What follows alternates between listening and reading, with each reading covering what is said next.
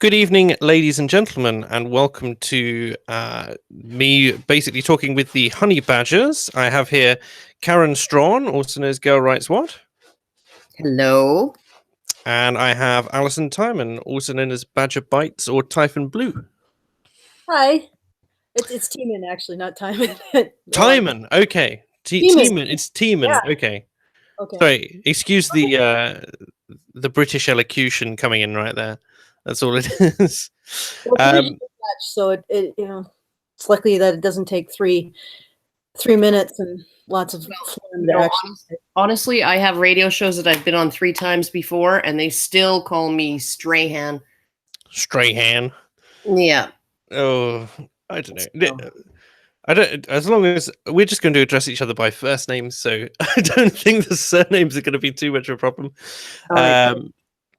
But no. Good evening. I'm a big fan of both you. In fact, all of the Honeybadgers' work. I've been following you for quite some time, and in fact, Karen, your videos are one of the first balls that got me rolling down the old red pill side of things. The horrible covered slope. Well, you know, But that whole thing at the bottom. My brain will never be clean again, but at least I have the appropriate information in there. There you go. Well, I no. So when I found you on a side note, I think responding to something some feminist had said, or potentially on a side from like the MGTOW movement, and it was all quite entertaining. I do love a good rant, and you seem to be quite good at that sort of thing. I came on to the rest of the Honeybadgers later. In fact, quite a lot later. I think probably Cassie J's documentary that the feminists might call a mockumentary probably put us in there. But no, it's good to have you on. Thank you for coming. Let me see. I'm being complained at from chat because Sargon is playing D&D right now, which is probably taking viewers away. But oh my god. I'm going to have my people call his people and tell him to shut that shit down. All right. Well, that just means that probably the most toxic people who would be in the chat, the ones sending the most edgy, comments through, they're probably all going to be over at his place. I'm quite happy to have that happen. Yes. Yeah. So they have bigger fish to fling shit at. So lovely. So I'd like to have a chat with you both about your kind of history and what sort of spurred you on. Do you consider yourself to have created the term men's rights activist first of all, or was this something which your detractors sort of threw on you to sort of call it a slur that you've embraced to make your own?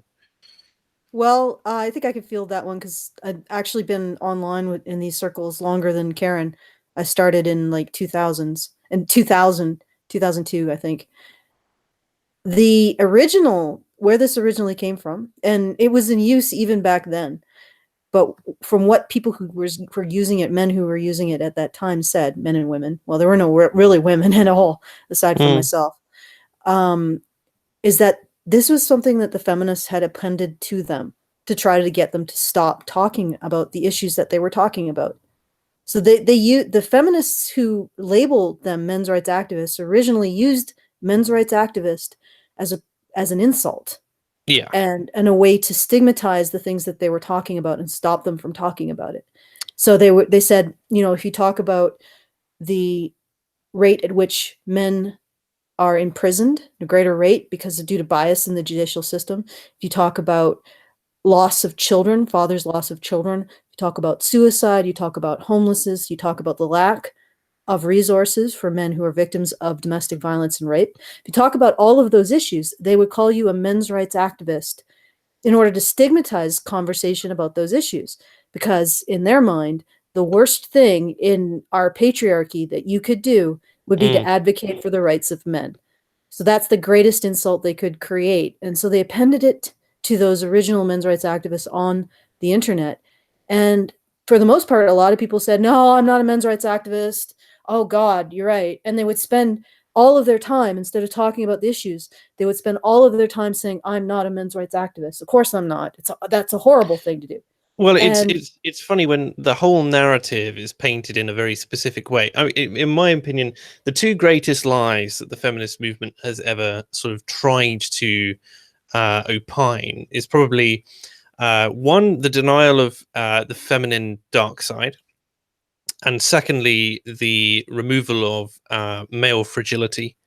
In fact, to the point of demonizing it now, like they're in a weird space at the moment where they are like, men are fragile, but they run everything. But they're fragile, but they run everything. Well, not Yeah. only that, but their fragility needs to be punished. Yeah. Rather than protected and or maybe empowered or whatever, right? Like they need to be punished because they're fragile. Yeah, So, it's almost as if they view a man who has been damaged or is fragile as still somehow above their sort of victim class. Like even the most downtrodden man is still empowered above that of the most empowered woman in their worldview. That's well, what. I mean, logically, if men are recipients of the greatest privilege in society, and society is revolves around benefiting them and protecting them from harm and providing for them financially when they aren't able to provide for themselves, which is obvious when you look at society, that we Mm, don't we want to protect men from anything that could potentially harm them, and we want to make sure that they're financially supported by their partners in society. You know, that's an obvious observation of the situation of men. So when men are afforded all of those privileges and yet fail to be strong, they're doing so in a situation where they're giving every advantage. They're essentially carried in golden litters above the heads of all of the downtrodden women, and yet they still can't manage to get it together, even with all of those advantages. yeah, base Liz in chat, a dear friend of mine, says they encourage men to cry and then they mock them when they do. yeah, oh yeah, yeah. No, and it's and they encourage us to raise boys the way we raise girls, and I've brought this up before a bunch of times in the sense that we either need to go back to the way we were doing things before, or we need to actually have orchestrate things so that when those boys turn 16 and they get their Adam's apple, their voice cracks, they get a little peach fuzz on their face, they still manage to retain some of that compassion, right? The Yeah. way women do, but they don't, right? So essentially we are not allowing boys to build up the calluses that they will need as adults when all of that compassion and sympathy goes away. Yeah. So, No, I agree. The it's interesting though, the term men's rights activist, just as a general term. Because I would think that you may have more success, surely, if you self-described as human rights activists with a focus on men's issues. It doesn't well, quite roll off the tongue as well, but yes, it's interesting to see what they would do to counteract just the phrasing of that, because They would they're call either men's rights activists because you're well, doing things that they don't want you to yeah. do. Well, and That's I think that there's an honesty in the term because it is in Western societies right now the case that men have fewer rights than women do under the law, right? They have fewer, like circumcision being, genital mutilation being one area where they have no rights and no protections under the law, unequal treatment under the fucking law, right? Arguably, the federal law prohibiting female genital mutilation is unconstitutional in the United States under the Equal Protection Act of the United States, right? So essentially, or amendment or whatever. So essentially, what we have are men who actually do lack in either uh, having rights under the law, designated rights under the law to begin with, or they're having areas where what rights they may nominally have are ignored, not just by the culture, not just by society, not just by those horrible people who run the office building and set the air conditioning too low for men's comfort or too high, right? But yeah, or the people who make rude comments to them on the street, but also by the criminal system and the family courts and all kinds of other areas like that. I mean, I have to give props to California. California is very good about having a gender neutral Equal Rights Act, the UNRWA Equal Rights Act, right? That prohibits discrimination on the basis of sex, whether you are male or female. So that is that's probably why the National Coalition for Men is headquartered in California. That's why Mark Angelucci, who was in the Red Pill, does most of his work there. And he's launched a bunch of successful lawsuits in terms of, dealing with companies that actually discriminate against men in favor of women. So different pricing for men and women for certain events, stuff like that. So essentially, and even Singapore Airlines, I believe it was, had a policy of making adult male passengers, change seats if they were seated next to an unaccompanied minor, and they would put an adult female in that seat. And NCFM wrote them a very nice letter in exquisite legalese, essentially saying, do you realize that you're in violation of California's UNRWA Equal Protection Act or Equal Rights Act or whatever it's called? And by doing that, and if you don't stop, we will bring it to the attention of the authorities, and you will no longer be able to land your airplanes in California. Yeah, I think I saw a video of a guy who was doing one of these selfie videos because he was being moved for being sat next to an unaccompanied minor, and he's just going, and they put a random woman next to the child, and he was quite vocal. I think he brought up the women's murder statistics for child murders. Oh, there you go. Well, I don't think anybody's going to murder a child on a plane, but no, exactly. But he's just going, that's exactly the same. You're not treating us on an individual basis. You're tarring us all with the same brush. It doesn't matter that if some men are pedophiles, it doesn't mean all men are pedophiles, in the same way that, as if women overrepresent in child murder, it doesn't mean that all women are murderers, and you can't just shift us around on a plane based on an arbitrary characteristic. That's right. So absolutely. So, Alison, you said you've been in this field for a while. What was it that drove you to sort of lean into this as more than just a general interest? Well, I always had an interest in it. I just found it interesting because it's just knowledge that people say you're not allowed to look at, and I'm not going to listen to that.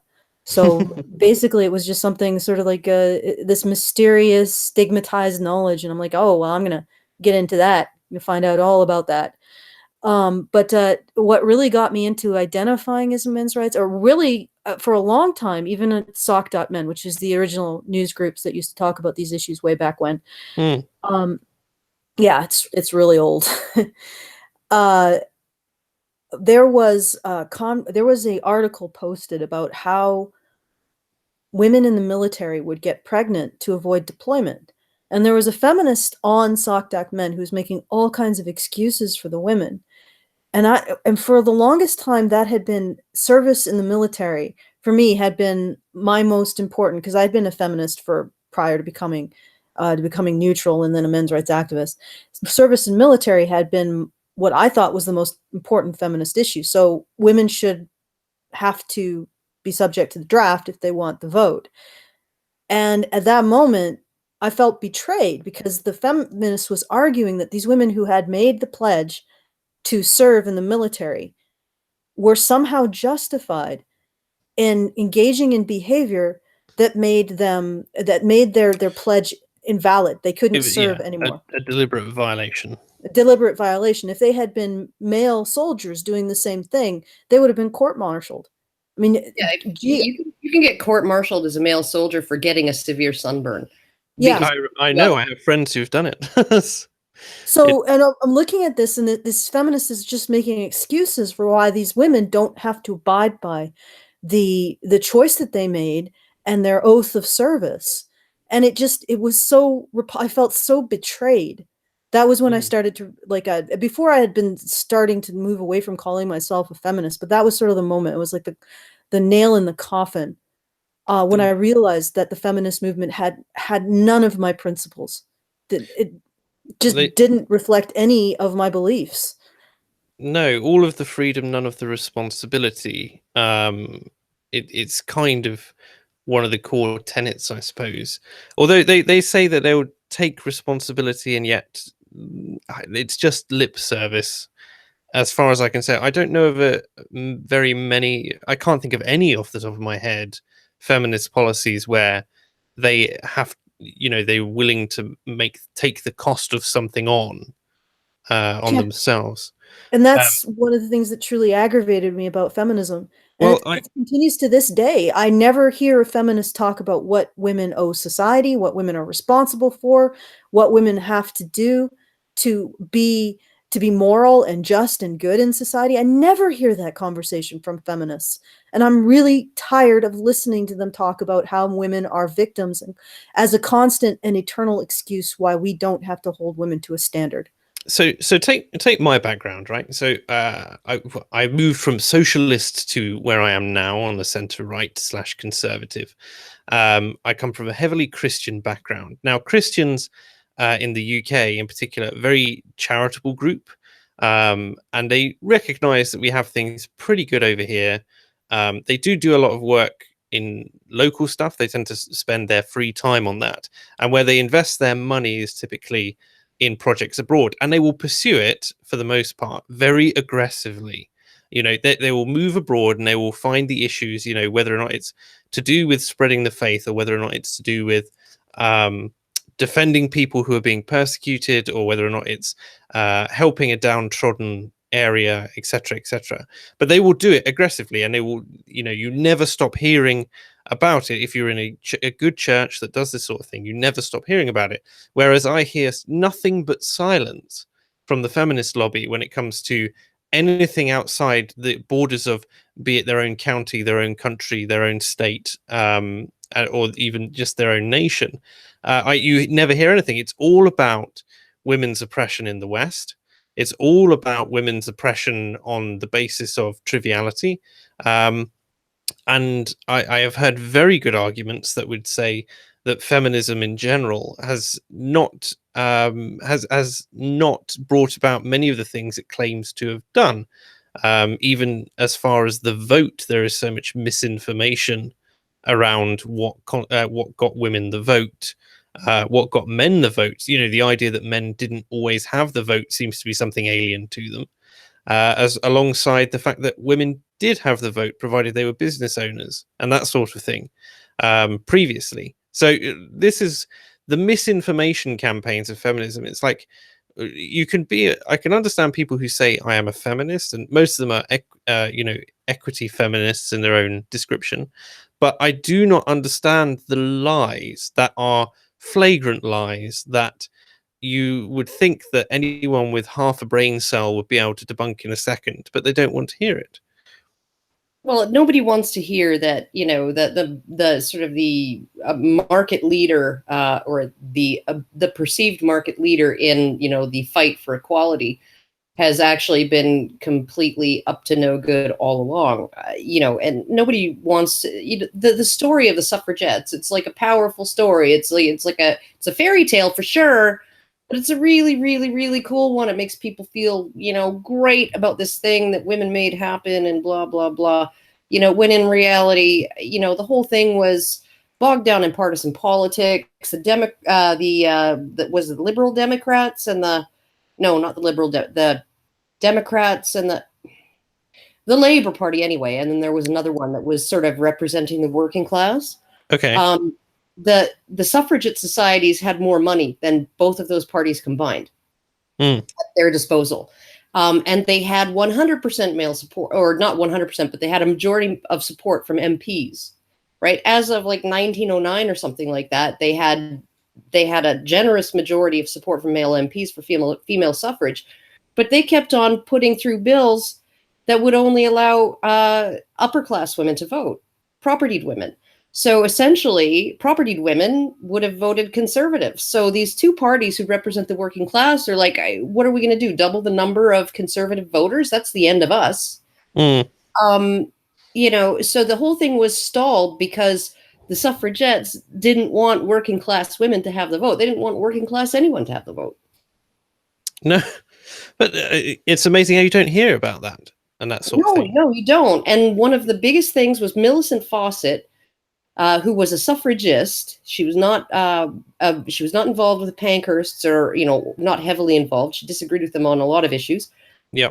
She finally decided that she would actually have to team up with working class men, and essentially that working class men was having suffrage was going to be part of the deal if it was going to happen at all. And she was the one who led women's suffrage, hand in hand with the suffrage for working class men through. She was the one who did it. But who do we have a big statue of? We have a big statue of Emmeline Pankhurst.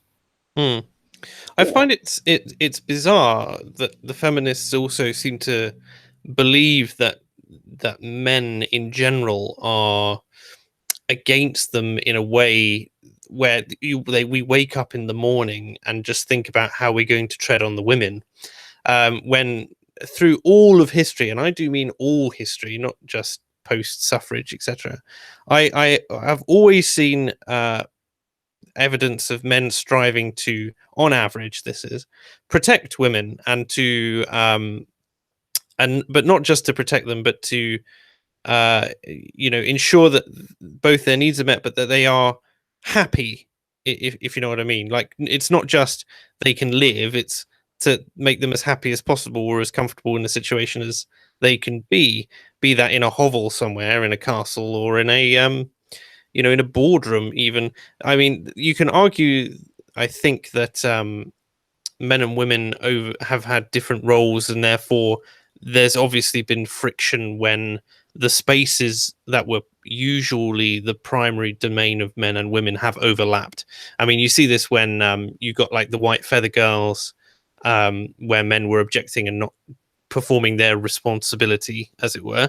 And then you also saw this on the other hand when, in, like, say, the 50s to the 80s, when women are trying, after the development of the birth control pill, when women are trying to make a career for themselves, it's being much more difficult because they still weren't taken seriously in the space. But it was not typically from a, there's sexism and then there's sexism. Do you know what I'm saying?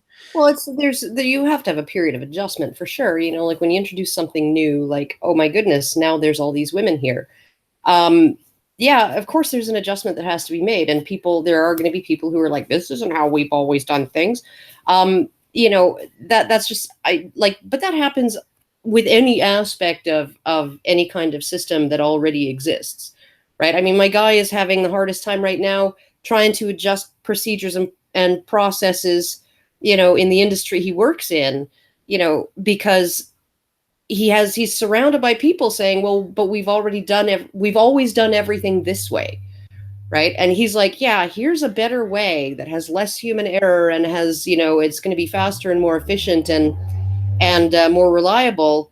And they're like, but is it billable? And it's like, oh my God, right? Yeah. Our entire pay structure is based on the number of hours we work, and now you want to, mess around with that? Yeah. Like, so I mean, there's always going to be resistance, but one of the things that like if you go and ask any man who's trying to be a nurse, he's going to be getting pushed back from the female dominated nursing field. That's just the way it is. So essentially, and I do think that, while not all men go out of their way to make women as comfortable and happy and whatever as possible. I mean, every time I hear a man express that, I keep getting reminded of this interview I listened to ages and ages ago with a guy named Rich Zubeidi. And I forget what her name was, but she had essentially written an article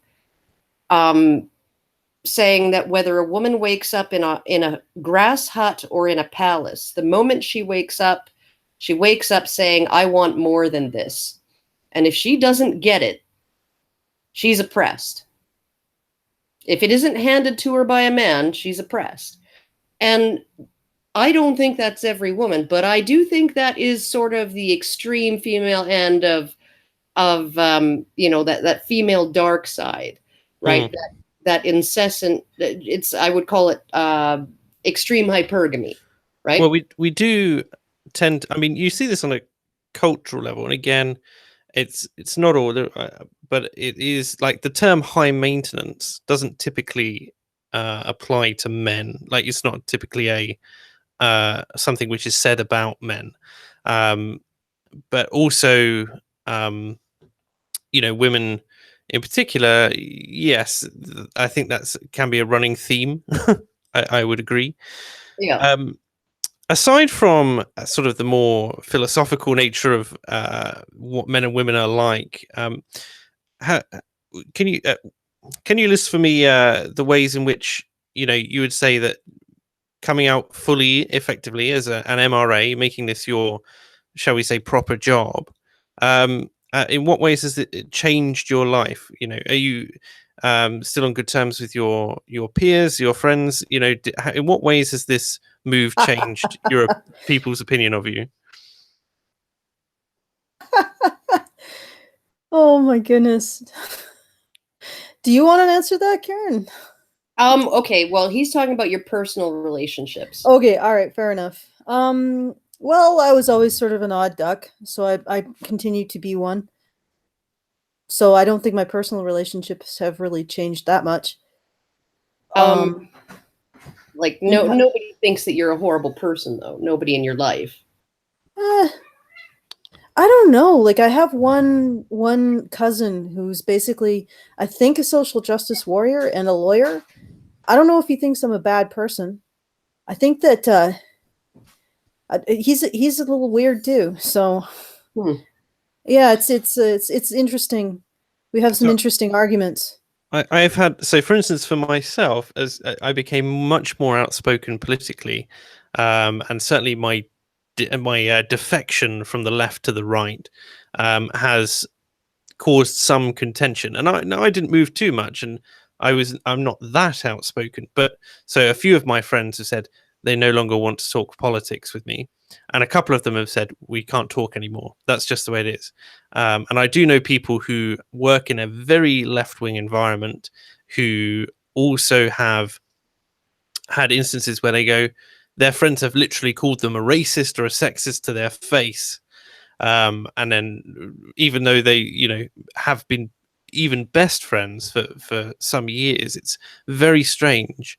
The sort of the vitriol that gets thrown at someone for even expressing a dissenting opinion. So obviously yourselves who have taken this on in a much more, shall we say, a much more public space, what's the reaction? Okay, well, for me, like in terms of friends and family, oh, well, I was always a bit of a weirdo too. My mom used to call me when I was a kid, her Philadelphia lawyer, meaning that I could argue any side of a position and have her head so turned upside down that she was almost agreeing with me before she finally told me to be quiet and go away. But essentially, nobody in my family is upset by what I do. My extended family seem to be fine with it. I have one uncle who's a little bit leery.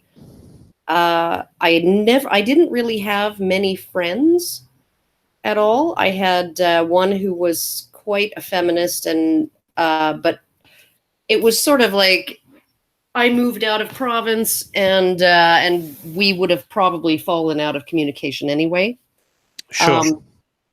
But we had essentially, and this was before I even came out as an MRA or even knew anything about men's rights. I didn't even know there was a movement, but she was a feminist and I was not.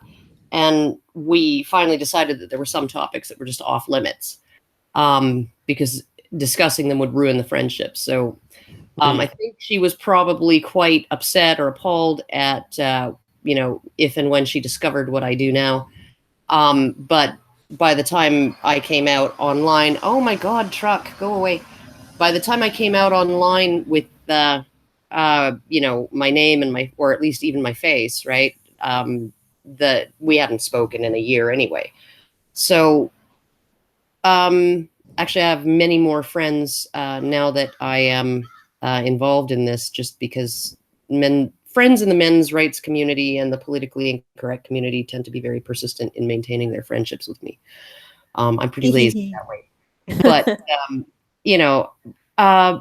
my boss, right? All of my bosses at work, when I came out under my real name, I had a talk with them. They already knew sort of what I did.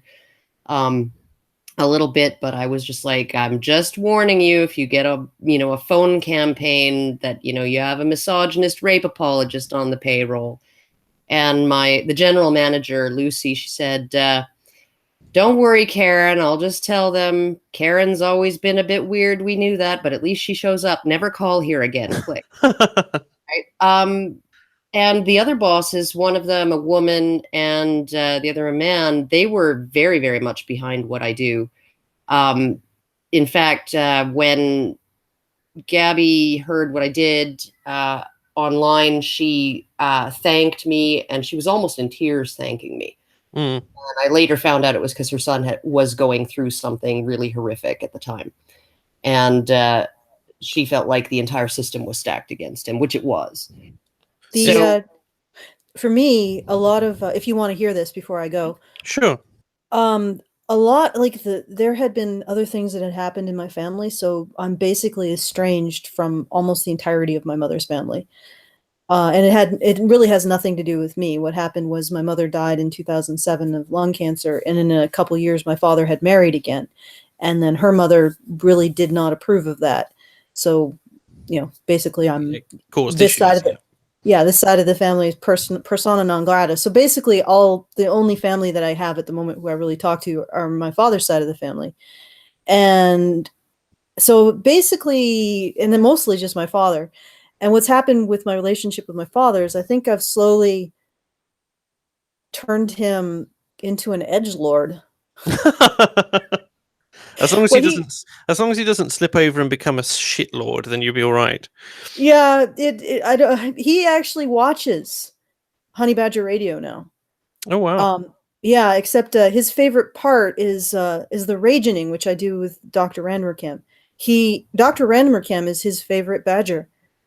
I think that. Yeah. It's and I think it might actually be Brian after Dr. Randerkamp, and then maybe Prim, and then maybe Hannah, and Karen. You're in there somewhere. Karen turns up. Yeah, exactly. Karen turns up, and that's all we need. Yes. So yeah, it's not been. I haven't really had a very negative experience in my own personal life in terms of advocating for these issues. I mean, in my own my personal relationships. Now, the career stuff and other stuff like that, that's a completely different situation. But in my personal relationships, it's been an interesting ride. So there you go. Do you have the time to go into your work stuff, or is that too personal? That's too long a story, I tell you. Fair enough. Well, another time. A very simple version, very concise. And Karen, you're going to have to not speak because I know that you can spin this out into another hour. Essentially, I'm a comic book artist. Yeah. In 2015, I asked Gamergate, because I actually have a social disability that makes it very difficult for me to be present in a very hectic social environment. I asked Gamergate to help me bring the rest of the Badgers to a comics convention where I was going to sell my comics, because we would have like this big booth and they could meet with their fans and I could sell my comics. It was going to be great. And I ended up getting booted from that convention. It took 3 years, but I found out I was booted not because I allegedly engaged in harassment, which was one of the allegations made, or because I had infiltrated the convention by misrepresenting myself on the contract, neither of which I did. And I have evidence that I didn't do it, but simply because of my advocacy of Gamergate's stated aim of ethics and journalism, and also because of my associations with men's rights advocates. So I had been booted out because of my associations, and I had been banned from all of the comic book expos that I was conceivably able to attend, because I had either family or friends in the cities that they were in. So I wanted to sell my comic book. Now I can't, at least not in the Calgary Expo or the expos in Western Canada. And last week, there was a decision handed down from the Civil Court of Alberta, because I had a contract with the expo, and they had said that they would investigate any claims made against me, and they didn't. And it had nothing in their contract that says that you can't be affiliated with other political entities that they don't like. And the judgment that was handed down by the Alberta Civil Court was that that's okay. The Calgary Expo can violate its contract with me and kick me out for whatever reason it likes, basically. Oh, disgusting. Because it doesn't like me. So not only did I experience being banned from basically my career marketplace, I also experienced losing my civil rights. I am very sorry to hear that. So it's a bit morbid. But here's the thing. What was that? There was a feminist author. Here's the thing. Everybody in Alberta has also lost their civil rights. Yes, because if this is now the principal case. This is the precedent now. The precedent, that's the word I'm looking for, yeah. But I can take heart from the fact that I was interviewed by a feminist who later put a piece in the Walrus, who explained to everyone that women who are anti-feminist, or I consider myself a non-feminist rather than anti-feminist. Sure. We have the easy road. We're doing life on easy street, Well, you're just doing it for the money, aren't you? Yeah, I'm just doing it for the money and the benefits and the male attention, and I just got the easy route in life. Wouldn't you agree, Karen? This is the easy route. You know why? Because you are preaching the system's gospel, right? Yep. Is what you were doing at Calgary Expo, that massive corporation that now belongs to an even more massive corporation. You were preaching their gospel by being a men's rights activist and an anti-feminist, or saying anti-feminist things. And so therefore you're living life on easy street. It's no wonder they thought they had to take you down a peg. I mean, they don't want to make things too obvious. Yeah, exactly. I was preaching the word. You're still waiting for that check in the mail, right? Yeah, actually, no. I'm waiting for the defense to slap me with their legal costs for even having the audacity to face this down in court. So, this is easy street. This is easy street, according. I need to look up that woman's name, but this is easy street. This is a very strange way of the system showing it's in your favor. I have to say, it's like kicking me out of the marketplace for my particular career. So ensuring that just killing my career. And then taking away my civil rights. It's a really interesting way for the patriarchy to reward me for advocating for its interests. Oh yeah, I'm very sorry to hear that. That's very heavy. I have to say, there's not much that I can say to that. But, you know what else is interesting is the woman who instigated all this. Her name is Sam Maggs. Allegedly instigated all this. All I can prove is like BioWare or something like that. Like she works for BioWare. She writes. What happened was she was the one who started the complaints against, or she started complaining against me on Twitter. Then her friend and associate started to complain and make complaints on Twitter. There were 25 complaints on Twitter, and that was enough. And then Sam Maggs talked to one of the women who I had talked to on a panel that I had went to. And after she talked to her, that woman decided to make a complaint against me to the Calgary Expo. And then also Sam Maggs was at the time the editor of the Mary Sue. Sam Maggs got her to send her complaint to one of the authors at the Mary Sue and write an article. So they wrote a whole article on a whole expose on this. And what's really interesting is Sam Maggs, who's of course fighting the man, fighting the patriarchy, fighting the system, going the good fight. She now has had 4 book deals. She works at BioWare, and she still gets an invitation back to Calgary Expo. It must have been really hard for her to write those complaints. That's all I'm saying. Oh, well, so I'm sure she was trembling while she, before she hit send. This is one thing. The entire weight of the patriarchy to come down on her head for having the audacity to be a complaining woman. Wait. The entire weight of the patriarchy coming down on your head. That sort of feels like what happened to me. If I didn't have feminists to tell me otherwise, I would think I was the one who was fighting the system. Yeah, I know. It's interesting. I've never met a strong feminist. Now that means a strong woman who is a feminist, not a strong feminist, because there are plenty of feminists who are militant feminists who I've met. But it's interesting. I've met all the women who I've met who I would describe as being the strong or the role models in my life. None of them have identified as feminist, because it's just so preachy. And it's like when you have people who are unwilling to pull the trigger. It's like so much more virtue signaling. But the when you meet someone in the workplace who is, shall we say, the feminist, so take my last workplace, she would, every single thing was a personal attack, and then when things didn't go her way, she cried in front of the entire office. Now we worked for the military. Oh God. It's not not exactly what you call a healthy work environment. When she comes, cries in front of you, and then tells you it's all your fault. Why are you trying to make me fail? Oh, So here was my example. Okay, here's one example of my example of, you know, my role model growing up, my mom. Okay. So I was only 2 years old, but she's told me this story a few times, right? She had cleared away all of the sod. You know, while my dad was at work, she had cleared away all of the sod over the course of about a month, going out every day to do this 2-car parking pad, and then probably another 5 single-car sections of a driveway toward, you know, through beside the house to the back where the parking pad was.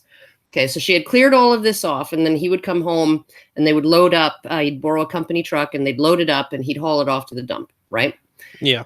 And so it's time to do the cement, okay? And they decide that they're going to get a truck with the cement, and they are going to, my mom and my dad are going to do the cement themselves, okay? They're going to screed it and finish it and everything else themselves. So the truck backs in, and the guy takes, and my dad left his rubber boots at work by mistake. And so it's just my mom. She's the one who's going to wade into the concrete, the wet concrete, with a shovel. And so the guy pulls his truck in, he gets out, he goes to pull everything down. And he says to my dad, "Where's your crew?" And there's my mom in a bikini and rubber boots. And he says, "She's it." And the guy was like, what are you, crazy? And, you know, because usually you have about 4 guys, right? Yeah. And he says, "Oh, we can handle it." And the driveway was perfect. Oh, yes. That's my mom. Capable to a fault, by the sounds. Oh, yeah. Not afraid of breaking a nail, for sure. Yoshiki80 in chat says, "I've just arrived. Will you talk, or have you talked about Canada? What is your opinion of Canadians?" That could go anywhere, really. But I have no opinion here or there on Canadians. A few of my favorite people are Canadians, so really nowhere to go on that one. Alison, do you have an opinion to venture? I am a Canadian. I am a Canadian as well, but sometimes I do not feel like one of us. So one of us. Considering that, you know, now not to belabor the point, but that a judge has recently ruled that I don't have contract rights in Canada, I'm not really feeling very Canadian myself, and the courts would agree with me. There you go. You don't have rights as a citizen in also Canada. I've learned that Trudeau has made a lot of his or has made it so that organizations who are applying for grants to do volunteer, like to hire students or do kinds of stuff like that. To use an example, there's a nunnery that's around where we live. It's only a few, like maybe 2 hours from our house. It's a nunnery. It's a Catholic nunnery. Literally, these are Catholic nuns. Yeah. You know, you go to the nunnery and they are walking around in their little nun habits with the beads and the books. And they have these prized cherries that they have grown over generations to be like these massive bumper crop of cherries that they have every year. And this year they applied for their usual grant to get student to hire students to do their annual cherry festival, which is like this big cherry festival in their little town. and they got declined for their grant that they've gotten for every year, because in Justin Trudeau's government, they have to take a position on abortion rights and lesbian, bi, Ugh. gay, trans rights, and they didn't take the right position. So they were denied their right. They were denied the funds that they needed to hire the students to run their festival. It's And like, that's like denying someone their personhood. yeah, it's like well, they are literally a nunnery, a Catholic nunnery.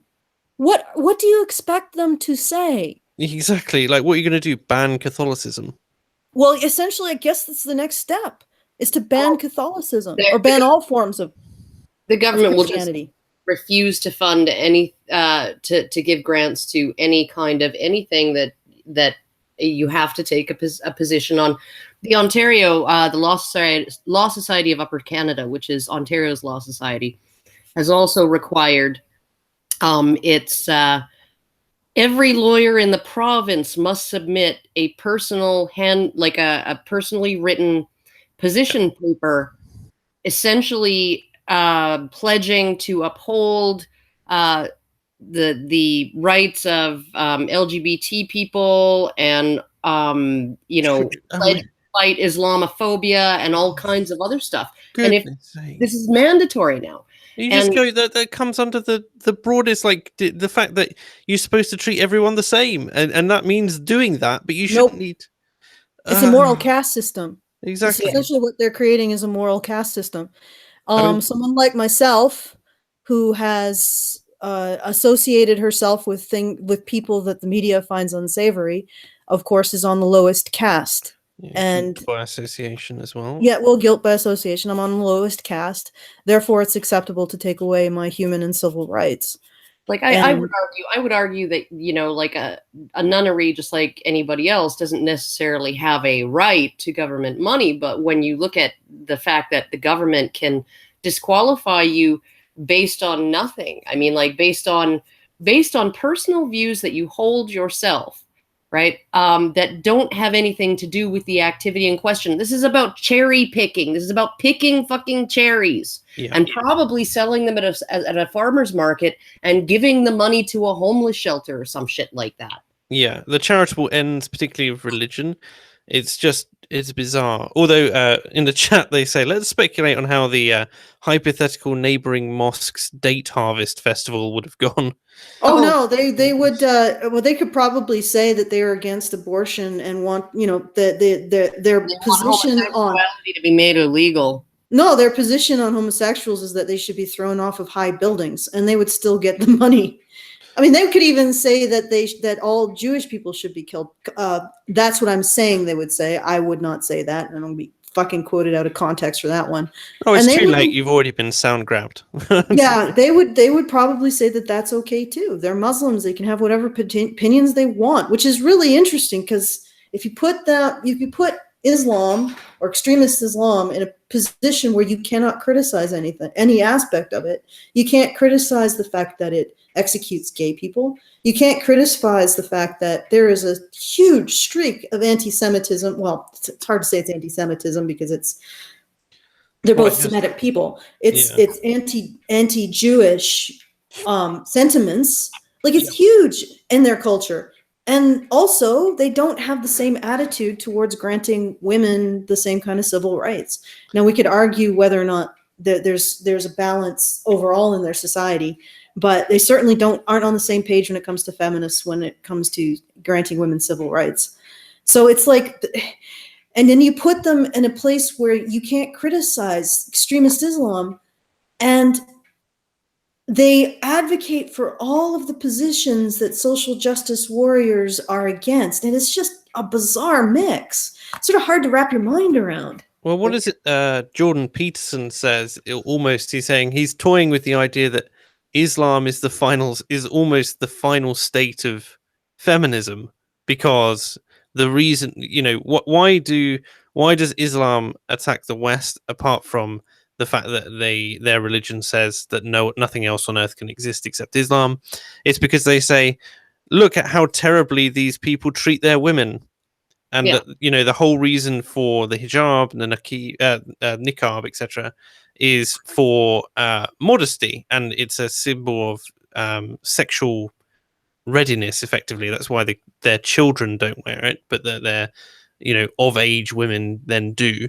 But it's like they're there to protect the women from the evil of the male gaze, and you're just like, at what point does that become a thing? You know? Oh yeah, no, but I mean, Western feminists will just have all of the men gouge their own eyes out first before they. Oh yeah, well, they're far more brutal, clearly. But essentially, he's also been toying with the idea that since Western feminists have emasculated the male population in the West, they have a craving for masculinity. The same. Oh, that's right. Yes. That is on display in all those romance novels that are, you know, the alpha male who claimed by the sheik. Yeah. So essentially, it's this sort of female attraction to dominant males, male dominance, right? That is playing itself out once feminists have emasculated all the men around them, all of their own men. And then they're like, yeah, all of a sudden, we don't want to have sex with any of these guys.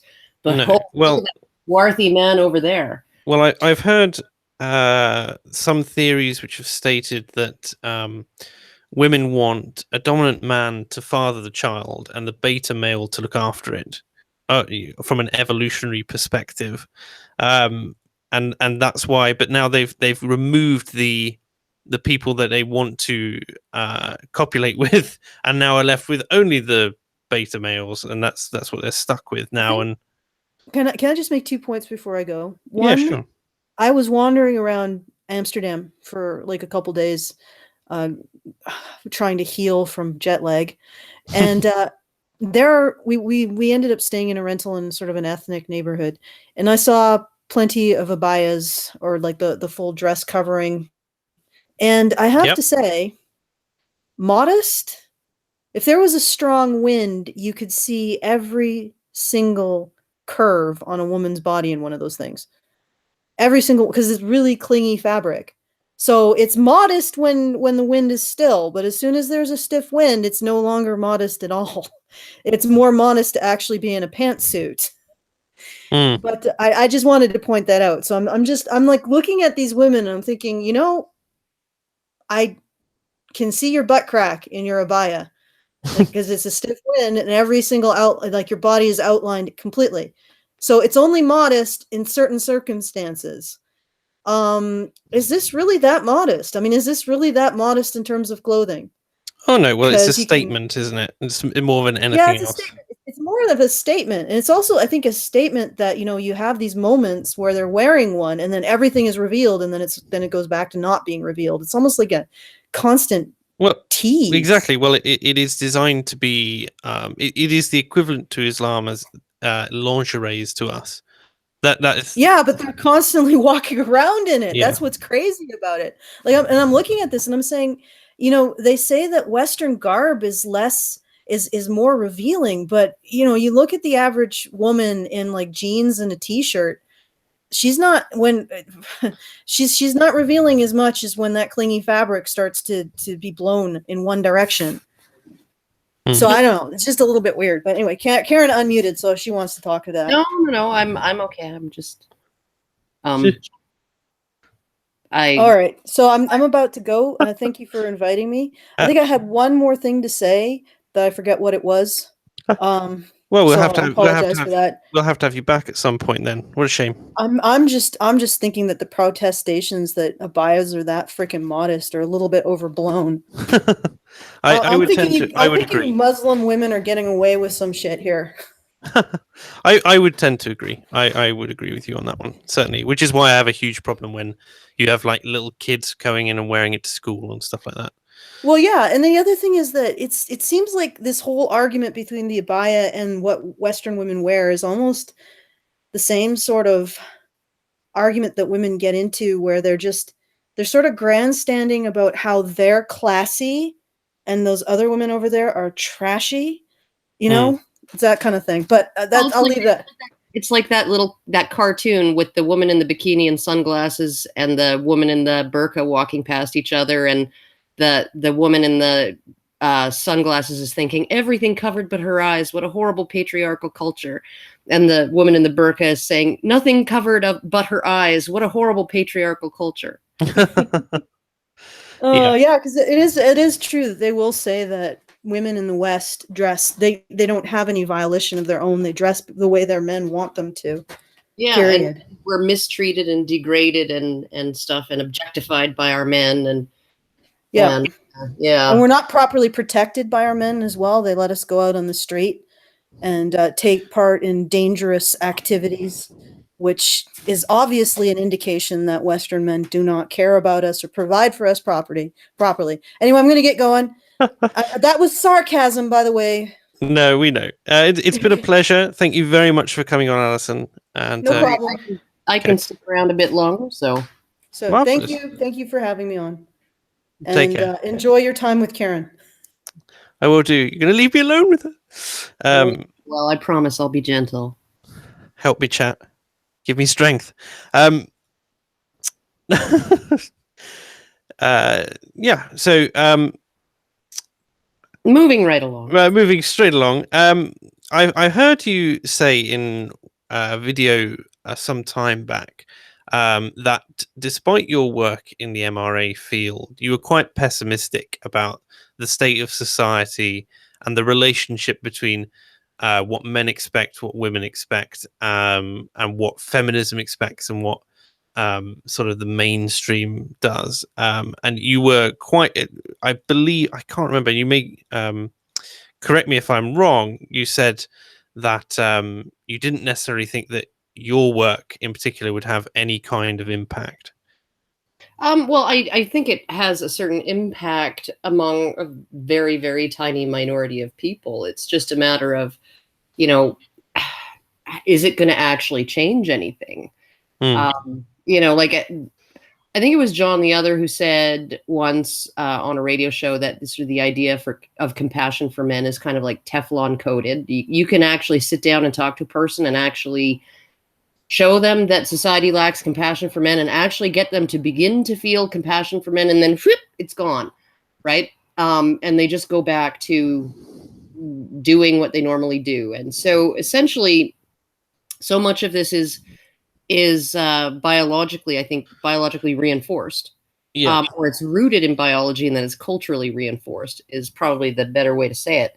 That it's a matter of acting against your instincts all the time, unless you're a weirdo, right? I'm a weirdo. Alison's a weirdo, but how many weirdos are there? The normies are, and my boyfriend said this too, right? Like, or I guess I should call him my fiance now, but he works in, sort of heavy industry.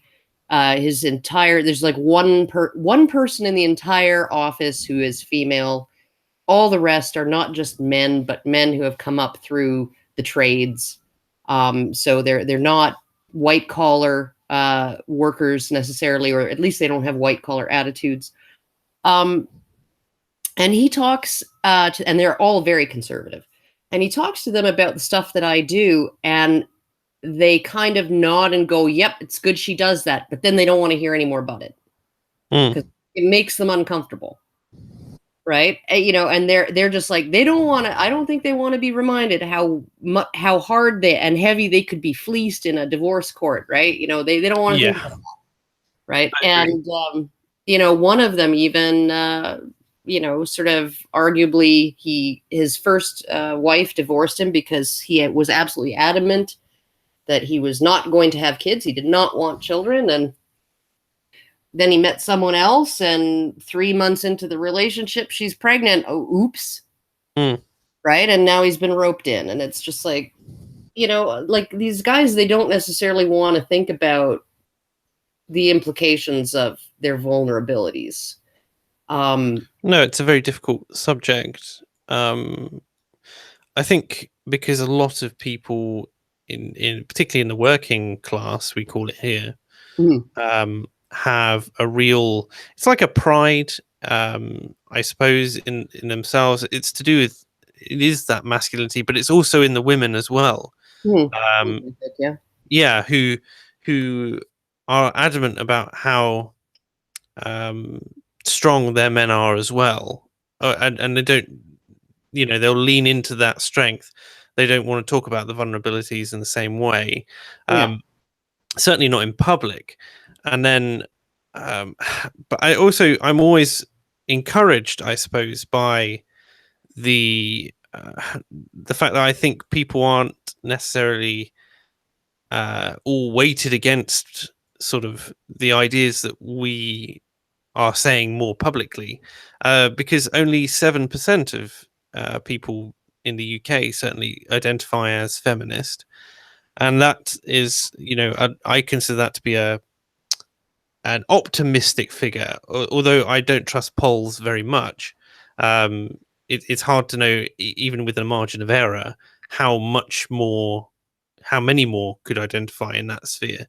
And so I think that even if you don't necessarily see the effects of some of your work, then at least the message is being absorbed, even if people are quiet about it. Do you know what I mean? Oh yeah, and whenever I go in front of virgin bums on virgin seats, so people who aren't familiar with any of this stuff, right? So libertarian conventions and right wing talk radio and stuff like that. I'm getting a lot of positive reception for even talking about men's issues, but primarily what they want to talk about is anti-feminism, right? And I think that part of the reason for that is just that feminism and conservatism are like water and oil. At least these days, I think also it's really easy. Feminism is an easy target right now because they are so absurd, because they are so obviously over the top, ridiculous in what they're demanding. Like the mansplaining, man-spreading, man-interrupting, sexist air conditioning.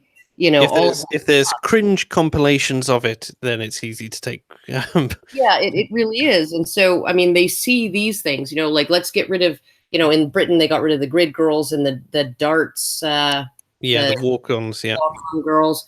And they're trying to get rid of NFL cheerleaders now. They've in Miss America pageant has gotten rid of the bathing suit contest. That's right, yeah. And all of these things, right? And so they seem to be like just pushing things too far, right? Or at least before people are ready. And so people are ready to push back against that. And they're really trying to, like back when it was about, voting rights and equal pay and, equal protection under the law or whatever, whatever the stated purpose. Protecting women from being beaten by their husband, right? Everybody could get behind that, right? Yeah. But, don't you touch my NFL cheerleaders. So essentially that's sort of the wedge that I use to then start to talk about other issues. And one of the things that I've noticed that's really nice about, Britain, in terms of Philip Davies, because, Philip Davies exists.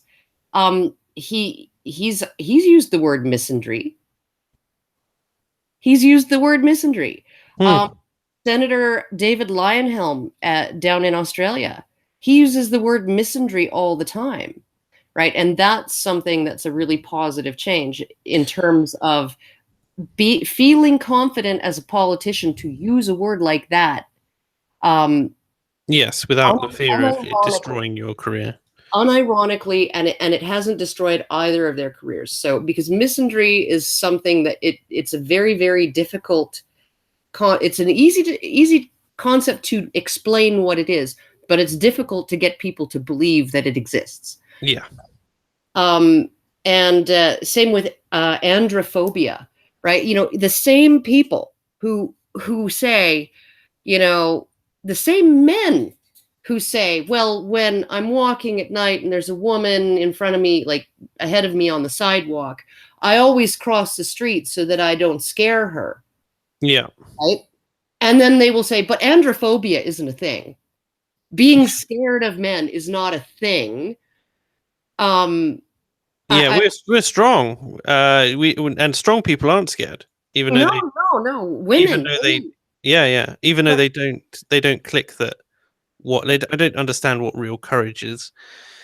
Well, but women like they act like androphobia isn't a thing, even though they are taking action to prevent somebody from becoming irrationally afraid of them because they are a man. Yeah. Right. And it's like, you're assuming that she's going to be scared of you because you're a man. Well, if you're making that assumption about some random woman you've never met, isn't that proof that androphobia is actually a cultural problem, a cultural phenomenon? So, yeah. I would agree. The so when you are moving forward with your stuff, what's next on the agenda? I know you have been doing a lot of speaking engagements, and you became very quiet on YouTube because you felt that it was more expedient for you to go around and actually talk to people in person. What's next on the plate for you? Oh God. Well, I mean, like, I have several interviews and podcasts and radio shows that I have to do every week. So, and I don't expect that that's going to change anytime soon. I think the next thing that I'm doing out of town is going to be MythCon in Milwaukee. Oh yes, I've heard of that a couple of times from like Armored Skeptic and stuff like that. He goes down there. Yeah. So I'm going to be part of a panel discussion. The panel is going to be called The Two Karens, Good Karen and Evil Karen. Good Karen was very surprised that I actually wanted to be Evil Karen. But so it'll be me and Karen Garst, who is she bills herself as the faithless feminist, discussing whether women have achieved equality or something like that. Yeah.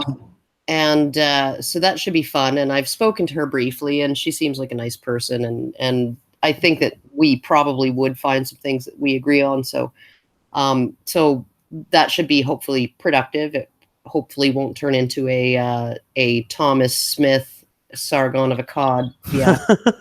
I'm hoping nobody storms out of the hall. Oh, it was so much cringe in that one interview. It really was. Just to jump back a second, because I've just remembered that there has been some positive change in the UK recently. Very in the talk about male suicide has seemed to have become an agenderable item. Yes. Mainly, I believe, because of an art exhibition that was I can't remember what it was called now, like the 42 or 49 or something like that, and it was an installation of cast wax models of actual volunteers who were dressed up, and then they put them all along the edges of the top of a building. Oh yes, I saw that. And they were up there for a month or something to illustrate how many men kill themselves every day. And just briefly, it became a thing where it's no longer seems to be stigmatized to highlight that it is a gendered issue. Oh, that's good. That's excellent. There are some issues that do get traction. Even the domestic violence issue is starting to get traction, at least in terms of when I talk to people who are not familiar with it. But I do have to always put it in particularly when I'm talking to men, in the perspective of, what are the options, right? For a man with kids whose wife is abusive, what are his options? He can leave without the kids. That means he's leaving them in the sole care and custody of a violent woman, and he's also abandoning them legally, which means that any custody bid he tries is going to already have taken a hit. He can leave with the kids and be subjected to a kidnapping and custodial interference charge. Yeah. Or he can stay and take the abuse. Those are his options. And so essentially, even if we're not arguing, and I don't think that there need to be as many beds and shelters for men, or even men with kids, as there are for women in the same position, because I think that men have a different way of dealing with those kinds of things, and I don't know that men would use shelters to the same degree as women do.